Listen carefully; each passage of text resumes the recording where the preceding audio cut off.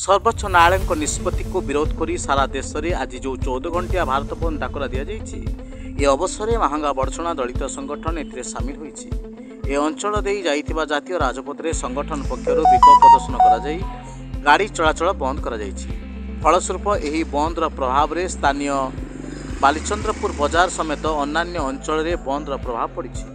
व्यावसायिक अनुष्ठान गुड़िक व्यवसायी मांदा रहिबा सह स्कूल कॉलेज गुड़िक छात्र उपस्थापना मात्र ह्रास पाइथिबार लक्ष्य करा जायछि। संगठन संयोजक प्रफुल्ल कुमार माझी सरकार तुरंत यह विषय को विचार को नहीं पुनः विचार करने को दावी करिसेंति।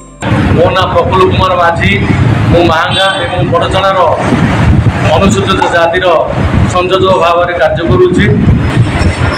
सुप्रीम कोर्ट को राय विरुद्ध में आज सारा भारत वर्ष में जो बंद डाकरा देइछन्ति दलित एवं आदिवासी संगठन माने सेमानको समर्थन करी आज ओडिशार महांगा एवं बड़चणार अनुसूचित जाति संगठन जो बंद डाकरा देइछन्ति सेतरे आमे सामिल हेचु एवं आम ड्राइवर भाई माने जो भली भाव में बंद को सफल करिबार आम मानकु सहयोग करिसन्ति एवं गाड़ी मोटर संपूर्ण ठप हो जाइए एवं बंद संपूर्ण रूपे साफल्य होइछि एवं यह आगामी दिन में भारत सरकार एवं सुप्रीम कोर्ट उपर प्रभाव पकाइब एवं से प्रभाव में सरकार तांकर पुनर्विचार करेंगे। अन्य मानक मध्य संजय कुमार सेठी, अशोक बेहेरा, अमूल्य जेना, अशोक जेना, निशिकांत सेठी प्रमुख उपस्थित रही बंद को सफल करिबारे सहायता करथिले। बालचंद्रपुर अमिंदर सिंह का रिपोर्ट, जनता जिंदाबाद।